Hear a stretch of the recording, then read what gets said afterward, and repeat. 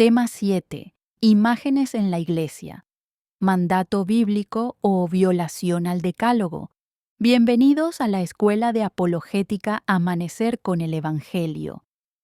Este espacio formativo ha sido creado para ofrecer una defensa seria, profunda y fiel de la fe cristiana, tal como fue transmitida por Jesucristo a los apóstoles y vivida por la Iglesia desde sus orígenes.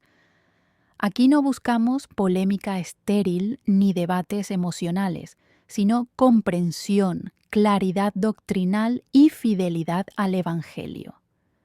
La apologética auténtica no consiste en atacar al otro, sino en dar razón de la esperanza que hay en nosotros, con mansedumbre, con respeto y con fundamentos sólidos. Por eso, cada tema que abordamos en esta escuela sigue un método claro: Biblia, tradición, razón teológica y aplicación pastoral. El tema que hoy comenzamos es uno de los más controvertidos dentro del diálogo entre cristianos y también uno de los más malentendidos. El tema 7 plantea una pregunta directa, incómoda y profundamente divisiva. ¿El uso de imágenes en la Iglesia Católica es un mandato bíblico legítimo o una violación directa del Decálogo? Muchos cristianos acusan a la Iglesia Católica de idolatría basándose principalmente en el mandamiento que encontramos en Éxodo, capítulo 20, versículos del 4 al 5, donde Dios prohíbe hacerse imágenes para adorarlas. Desde esta lectura se concluye que cualquier imagen religiosa es una desobediencia a Dios. Otros afirman que las imágenes fueron introducidas siglos después, por influencia pagana, cuando la Iglesia se habría corrompido y apartado del cristianismo original. Sin embargo, estas afirmaciones suelen partir de una lectura parcial, descontextualizada y ahistórica de la Biblia. En este tema vamos a hacer lo contrario. Leeremos la Escritura completa, la interpretaremos en su contexto y veremos cómo fue entendida por los primeros cristianos. La pregunta no es solo si las imágenes existen, sino qué significan, cómo se usan, a quién se dirige el culto y qué cambia con la encarnación de Cristo.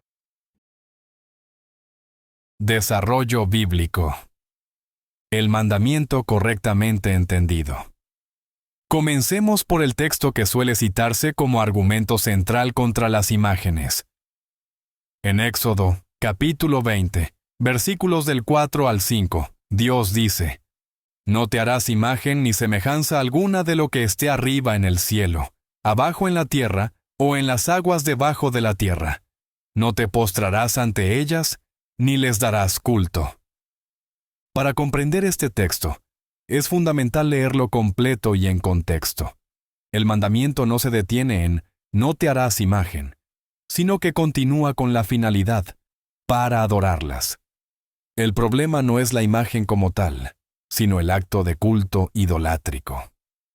La Biblia misma demuestra que esta no es una prohibición absoluta de toda representación visual, porque el mismo Dios que pronuncia este mandamiento ordena posteriormente la fabricación de imágenes.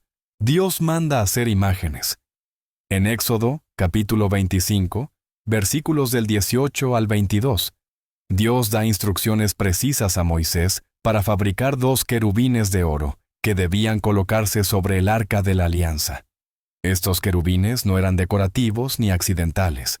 Formaban parte del lugar más sagrado de Israel, el Santo de los Santos.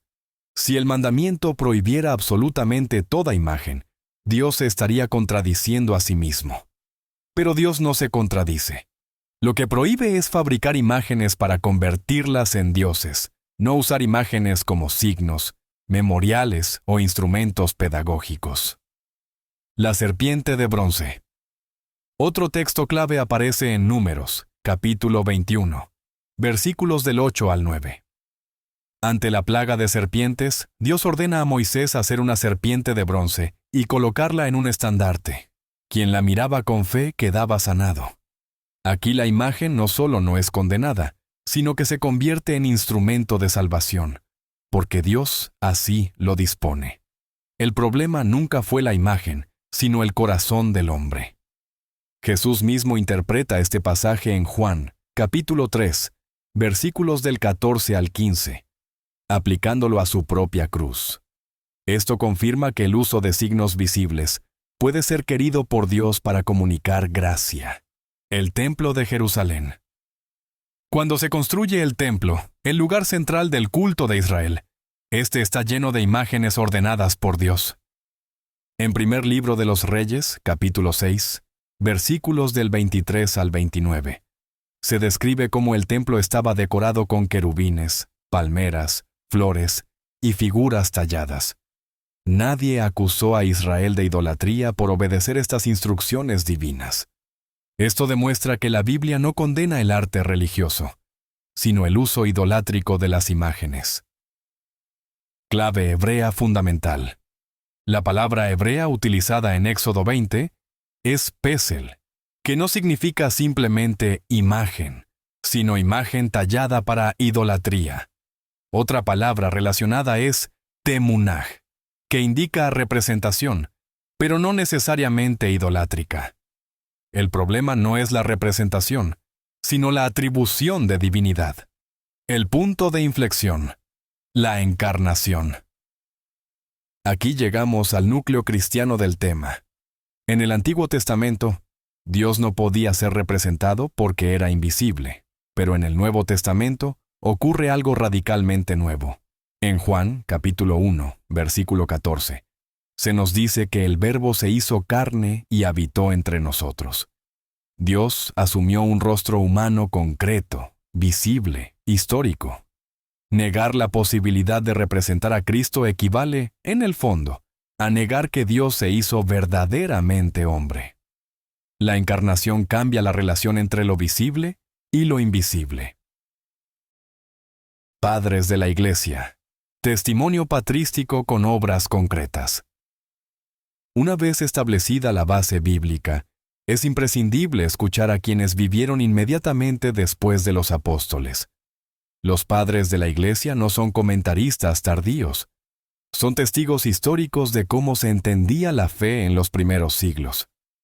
San Ireneo de León, siglo II. Obra contra las herejías. Libro 5. San Ireneo, discípulo de Policarpo, quien a su vez fue discípulo del apóstol Juan, es una figura clave. En contra las herejías, afirma que la materia puede ser vehículo de la gracia porque Dios la ha asumido en la encarnación. Para Ireneo, negar que lo material pueda comunicar realidades espirituales es caer en un dualismo gnóstico. Este punto es crucial. Si la materia puede ser instrumento de salvación, como el agua del bautismo o el pan eucarístico, entonces no hay razón teológica para excluir las imágenes como medios pedagógicos y memoriales de la fe. San Basilio Magno, siglo IV. Obra sobre el Espíritu Santo. Capítulo 18. San Basilio formula una distinción que será fundamental para toda la teología posterior. El honor dado a la imagen pasa al prototipo.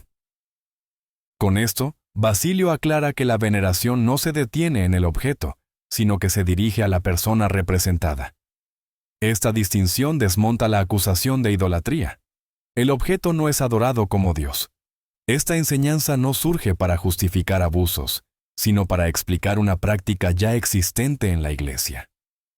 San Gregorio Magno, siglo VI. Obra, Cartas, libro 9, Carta al obispo Sereno de Marsella. Sereno había destruido imágenes sagradas por miedo a la idolatría. Gregorio lo reprende con firmeza y afirma que las imágenes cumplen una función esencial. Lo que la Escritura ofrece a los que saben leer, la imagen lo ofrece a los iletrados. Este testimonio es decisivo porque muestra que la Iglesia defendía activamente el uso de imágenes, no como superstición, sino como instrumento catequético. San Juan Damasceno, siglo VIII. Obra, 3 discursos contra los que rechazan las imágenes sagradas. San Juan Damasceno es el gran defensor de las imágenes durante la crisis iconoclasta. Su argumento central es cristológico. En el Antiguo Testamento no se representaba a Dios porque era invisible, pero en Cristo Dios se ha hecho visible. Para Juan Damasceno, rechazar las imágenes cristianas no es celo bíblico, sino un error sobre la encarnación. Negar la imagen es negar que Dios haya asumido un rostro humano real. San Agustín de Hipona, siglo IV al V. Obras. La doctrina cristiana y la ciudad de Dios. Agustín distingue claramente entre signo y realidad. Para él, los signos visibles conducen a realidades invisibles. El error no está en el signo, sino en quedarse atrapado en él. Esta distinción será clave para entender el uso correcto de imágenes. No son fines, sino medios. Eruditos protestantes. Reconocimientos históricos desde fuera del catolicismo. Es importante señalar que el reconocimiento del uso legítimo de imágenes no es exclusivo de autores católicos. Jaroslav Pelikan. Obra.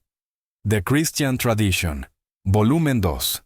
Pelikan afirma que la veneración de imágenes surge como consecuencia directa de la fe en la encarnación. La controversia iconoclasta no fue una discusión artística, sino una discusión cristológica. ¿Qué significa que Dios se haya hecho hombre? Pelikan reconoce que el rechazo radical de imágenes aparece tardíamente y no refleja el consenso de la Iglesia antigua. Alister McGrath. Obra. Historical Theology. McGrath admite que muchas objeciones modernas proyectan categorías posteriores sobre los primeros siglos. Reconoce que la Iglesia primitiva no veía contradicción entre fe bíblica y uso de imágenes, siempre que se distinguiera claramente entre veneración y adoración. Martín Lutero. Contexto histórico. Aunque Lutero criticó abusos, no rechazó las imágenes en sí. En varios escritos y sermones, defendió su valor pedagógico cuando no eran adoradas. Esto demuestra que la iconoclasia radical no fue un consenso siquiera en la Reforma. Explicación teológica central. Imágenes, encarnación y sacramentalidad. La clave teológica del tema es esta.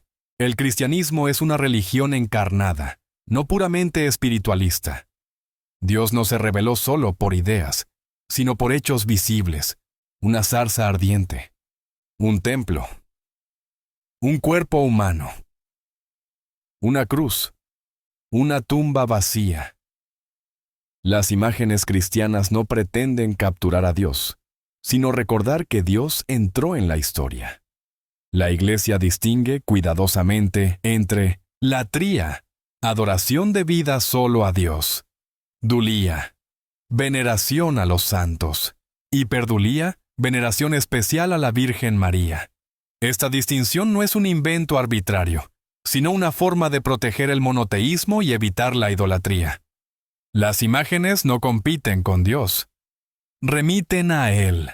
Negar toda imagen religiosa implica una visión empobrecida del cristianismo, cercana al docetismo, que separa lo espiritual de lo material. Objeciones extensas y refutación dialogada. Objeción 1. Las imágenes violan directamente el segundo mandamiento. Esta objeción parte de una lectura literalista y aislada de Éxodo capítulo 20, versículos del 4 al 5. El error fundamental es separar el mandato de su finalidad. El texto no dice simplemente «no harás imágenes», sino «no te harás imágenes para adorarlas». El mismo Dios que da este mandamiento ordena luego fabricar querubines, decorar el templo y usar imágenes con fines sagrados.